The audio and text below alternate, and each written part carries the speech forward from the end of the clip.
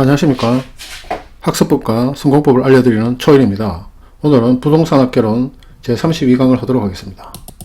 오늘도 다양한 암기법으로 쉽게 공부할 수 있도록 도와드리겠습니다.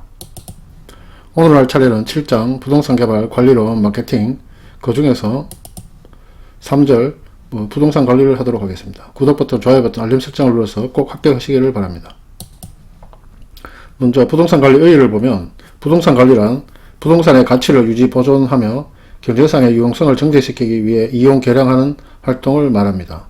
그래서 이 부동산 관리는 굉장히 이제 넓은 영역이 있는데, 크게 이제 세 가지 영역으로 나누어 보면 물리적인 어떤 시설 관리, 그 다음에 건물 임대차 관리, 자산 관리. 자산 관리가 가장 중요한 부분입니다. 이 세 가지 영역으로 크게 나누어 볼 수 있습니다.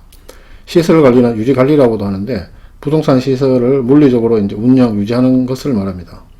그래서 이제 대표적으로 설비를 운전하거나 이제 보수하는 것, 또 청소, 또 방범, 방제, 재난 방지, 에너지 관리 등이 포함되는데, 요런 내용들이 이제 시험에 나오기 때문에 암기를 좀 해야 됩니다. 그래서 설비의 운전 보수는 제가 여기 드라이브라든가 렌치 같은 걸 표시해 놨는데, 이게 이제 수리하고 운전할 때 이런 기구들을 쓰지 않습니까? 그렇게 암기를 하시고, 청소는 이제 서류바퀴, 이제 휴지통, 그 다음에 방범 방제는 이제 이 건물의 열쇠 모양을 표시해서 이제 방범하는 것을 의미하도록 나타냈고, 그 다음 에너지는 여기 불꽃이 이렇게 에너지를 통해서 타는 모습을 했으니까 암기를 하시면 되겠습니다. 부동산 관리의 두 번째 영역이 이제 건물 및 임대차 관리인데, 이것은 부동산 관리라고 표현하기도 하고 재산 관리라고 표현하는데, 세 번째 보면 자산 관리하고 좀 헷갈리긴 하는데, 재산 관리라고도 나올 수 있기 때문에 용어도 암기를 하시기 바랍니다. 그래서 이 관리는 부동산의 임대라든가 수지 관리 측면에서의 관리를 말합니다. 그래서 구체적으로는 임대차를 유치하고 유지하는 것, 지출 계획을 수립하거나 수익 목표를 수립하는 것, 또 지출되는 비용을 통제하는 것 등이 이제 포함되는데, 이것도 두 문자를 따가지고 부임지 수비, 그러니까 이제 군인 같은 사람이 어떤 부임지로 가서 거기에서 수비를 해야 될 거 아닙니까? 그래서 부임지 수비로 암기를 하십니다. 그 다음에 부동산 관리의 세 번째 영역은 자산 관리 영역인데, 이거 투자 관리라고도 표현을 합니다. 이것은 그 부동산을 통한 부의 극대화를 위해서 부동산의 가치 정진을 목적으로 하는 적극적인 관리를 자산 관리라고 합니다. 구체적으로는 포트폴리오 관리 분석. 포트폴리오 관리라는 것은 부동산을 전부 다 상가로만 갖고 있는 게 아니고, 일부는 상가, 일부는 주택, 일부는 오피스텔, 이런 식으로 이제 포트폴리오를 짜서 관리하는 것을 이제 포트폴리오 관리 분석이라고 할 수 있겠습니다. 그 다음에 부동산을 매입하고 매각하는 것, 또 재투자, 재개발을 결정을 내리는 것, 또 이 투자에 따른 위험 관리하는 것, 또 자금 조달하는 것들이 이제 자산 관리에 들어가는데, 요것도 암기를 좀 해야 되는데, 이제 이 포트 하면은 이제 우리 그 영어의 포트고, 이게 항구를 의미하지 않습니까? 그래서 이 항구에 이제 부동산이 있어가지고, 그 부동산 매매를 하다가 국가로부터 제재를 받아서 위험하니 자금 조달하라, 이런 식으로 암기를 하시면 되겠습니다. 그 다음에 이제 부동산 관리를 내용적인 측면에서 이제 분류를 해볼 수가 있습니다. 그러면 이제 내용적으로 분류하게 되면 법률적 관리, 경제적 관리, 기술적 관리로 나눌 수 있는데, 이거는 이제 두 문자를 따면 법경기가 되는데, 이것은 우리가 처음에 부동산학을 시작할 때 그 부동산학 개념이 부동산의 법적, 경제적, 기술적 측면에 접근을 시도하는 종합응용사회과학이다라고 이렇게 개념을 살펴본 적이 있지 않습니까? 이제 그거하고 일맥상통한다고 보시면 되겠습니다. 그래서 먼저 법률적 관리, 이건 또 보존관리라고 하는데, 이걸 보면은 이것은 부동산에 대한 법적인 보장을 최대한 확보하려는 건 관리 행위를 말합니다. 그래서 그 내용을 보면 권리관계 조정, 권리의 보존관리, 토지가 도난되는 걸 방지한다든가, 부동산 계약관리, 공법상 규제사항에 관한 관리 같은 것이 있겠습니다.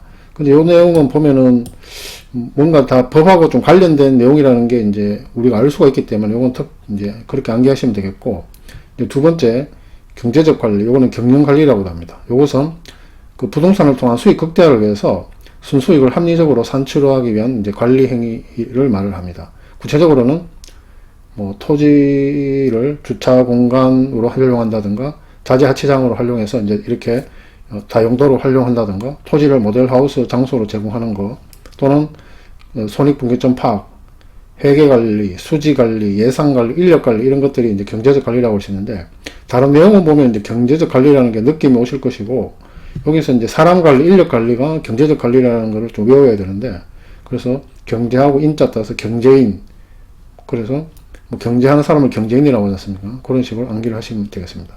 그 다음에 부동산 관리 내용적 분류를 할 때 세 번째가 기술적 관리입니다. 이것은 이제 유지관리라고도 합니다. 이것은 부동산의 물리적, 기능적 하자를 시정하기 위한 기술적 조치를 한다든가 사전 예방 행위를 하는 것을 이제 기술적 관리라고 하고, 구체적으로는 설비 관리, 청소 관리, 방분 방제 등의 보안 관리가 있습니다.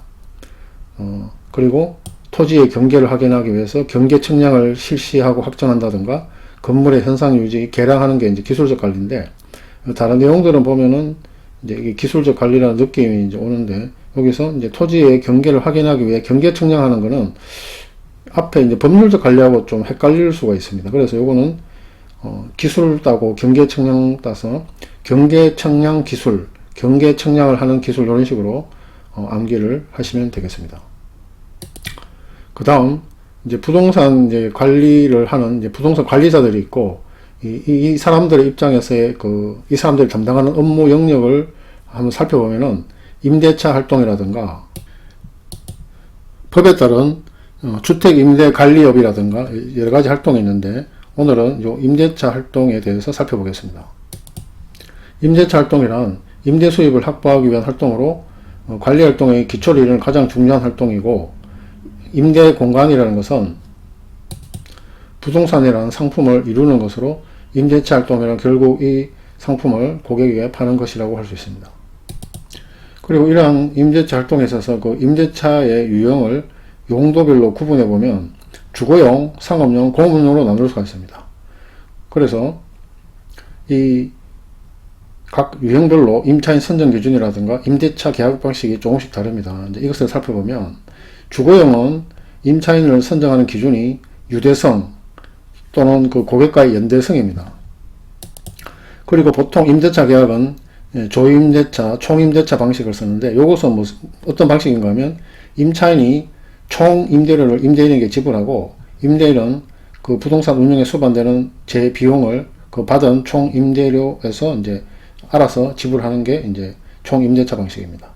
그래서 요게 이제 암기를 좀 한다면 주유 조총임 해가지고, 주유기는 조총임, 우리 그 주유소에 주유기를 보면은 총 모양으로 생겼죠. 또 옛날 구식 뭐 조선시대에 뭐 쓰던 총, 뭐 조총이 있다면은 그 조총처럼 아주 구식 총처럼 생겼습니다. 그래서 주유기는 조총임, 이런 식으로 암기를 하시고, 그 다음에 이제 상업용 부동산에 있어서는 임차인 선정 기준이 가능 매상고입니다. 여기서 매상이라는 것은 이제 매출을 의미하니까 이 임차인이 얼마나 이제 매출을 일으킬 수 있느냐가 임차인 선정 기준이 될 수 있고, 그 다음 임대차 계약은 비율 임대차를 주로 이용합니다. 이것은 임차인의 총수입, 매상, 이 매상의 일정 비율, 일정 퍼센트를 임대료로 임대인에게 지불하는 방식입니다. 이것도 암기는 상가 매상고 비율에서 상가 매상 고 비유, 이게 뭔가 하면 이제 상가의 매상이 지금 뭐 코로나 때문에 떨어져서 지금 굉장히 고비를 겪고 있다. 고비유, 이렇게 상가의 매상이 떨어져서 고비를 맞고 있다. 고비유, 이런 식으로 암기를 하십시오. 그 다음에 공업용 부동산에 있어서는 임차인 선정 기준은 이제 적합성입니다. 뭐 공장 같은 거는 이제 뭐 환경 파괴도 있고 뭐 이러기 때문에 그 임차인이 그 공업 부동산에 이제 적합한 산업을 하는 임차인이 이제 들어와야 되겠죠. 그리고 임대차 계약은 주로 이제 순임대차 계약을 합니다. 이것은 임차인은 그 순수한 그 뭐 관리비 이런 것 빼고 순수한 임대료만 임대인에게 지불합니다. 그 외에 이제 여러 가지 뭐 공장을 운영하다 보니까 여러 가지 비용이 발생할 수 있는데, 이것은 임대인과의 사전 협상에 따라서 이제 지불하게 됩니다. 그래서 이것은 공적 순임 따서 공적이 많은 순임금, 옛날에 중국에 요임금 다음에 순임금이 있었죠. 뭐 아주 어진 임금으로 뭐 아주 이렇게 이제 공적이 많은 임금이 있었지 않습니까? 그래서 공적 많은 순임금 이런 식으로 암기를 하시면 되겠습니다. 오늘 내용은 여기까지입니다.